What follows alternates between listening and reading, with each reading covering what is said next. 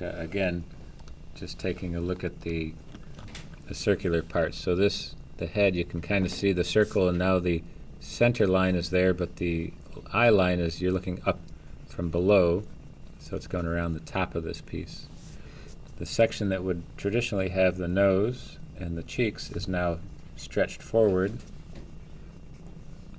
and there's that shape, the oval shape, and then that becomes a little bit more animated. So you have this center line to try to get you started, and the easiest one is to find the nose shape. But once you go back, try to find the height of the eyes, building that section there. The iris and the pupil, or just the pupil depending on how you're looking at it. The eyelids are pretty well defined, so just putting 2 cross lines to show the thickness, and we'll come back into that just a little bit tighter on the other drawing. There's another section as well that shows this piece, but showing the one elliptical shape all radiating from the same eye level, and then the back of the head kind of has a little bit of a curve to it, with the eyebrows echoing the shape of everything, so it kind of brings that together. And again, if you give the eye a little bit of light, it shows a little life, brings some attention to the drawing of that character. I'm just going to finish off the eyes, have a little thickness to it for the eyelids.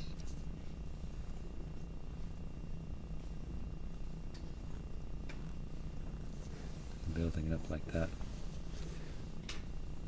Okay, so then again, a little bit of the side of the face comes out, and the eye line has a little resting spot.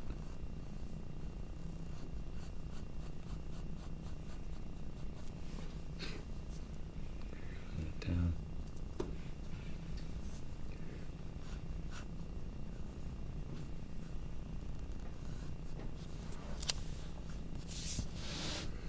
And kind of the showing the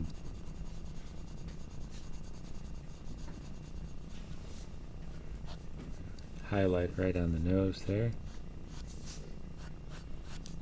So here's 2 circular shapes for the top of the upper lip.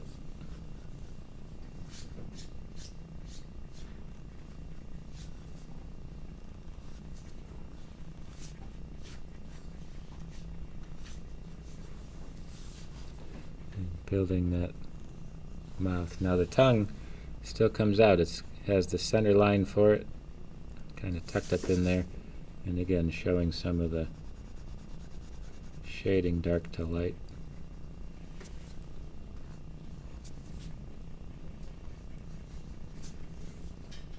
Here's the outer part of it. Here's where it has a little bit more of a swing feel to it, right from the head there.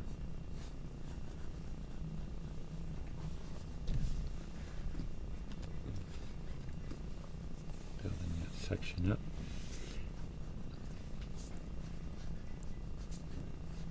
Kind of tucked into the inner cheek, and a little bit of the lines they show was just showing that it's a feathered edge with the fur.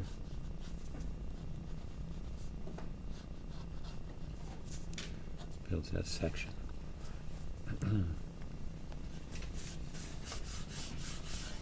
the part for the ear, again, here's this section, just kind of bending it over to show that overlap.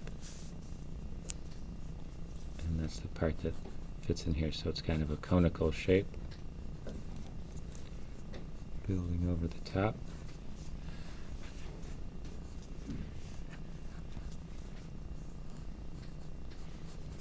And the other side, can't see it's wrapped around, but if you could draw a dotted line, it'd be right about there.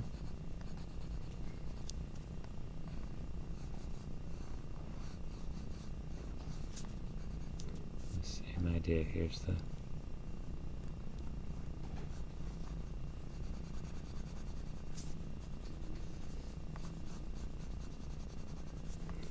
Again, just using some of the overall tone.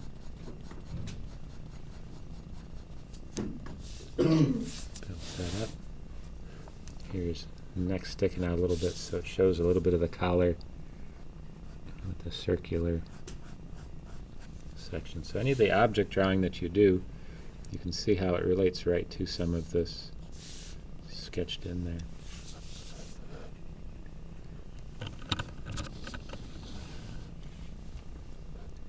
And that'll give you that look to it. So here's half a distance, just kind of bringing a tone,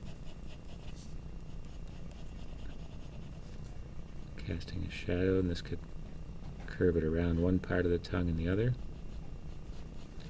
And treat all of these shapes as three-dimensional volumes, even the lower lip as a kind of a coil.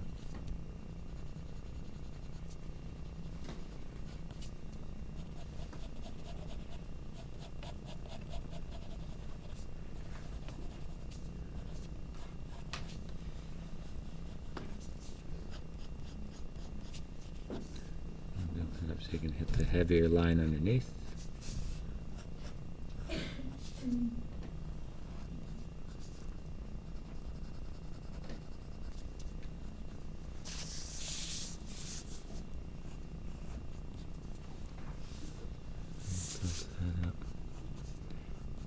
The base tone goes right over the edge, but just offset it a little bit, and it'll emphasize the shape and the volume at the same time.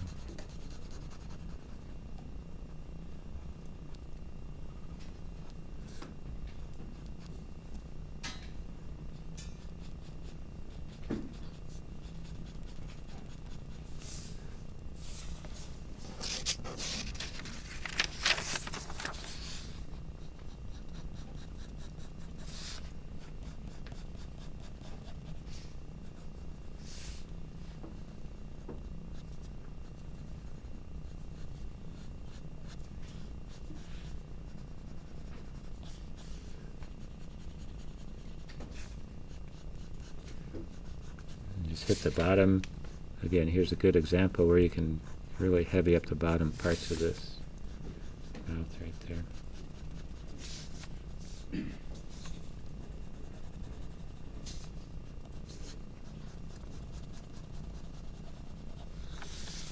Gets that look to it.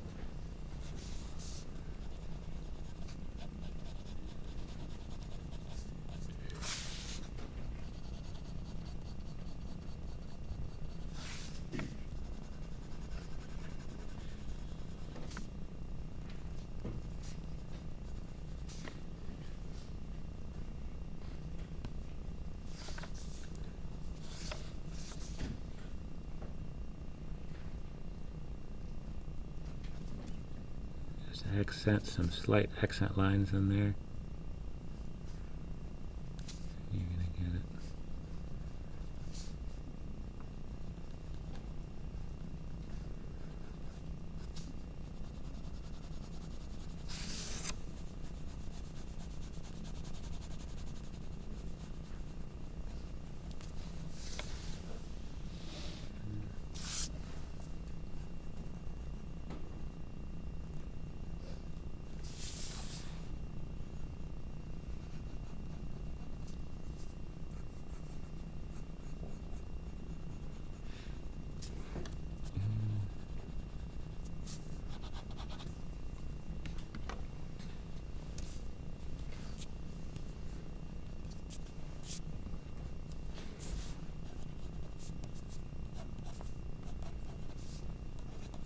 Action lines there might help.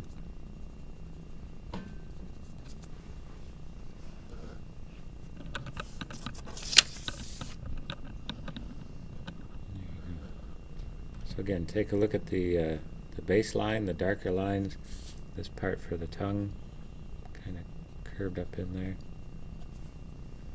It gives you a nice tonal range there.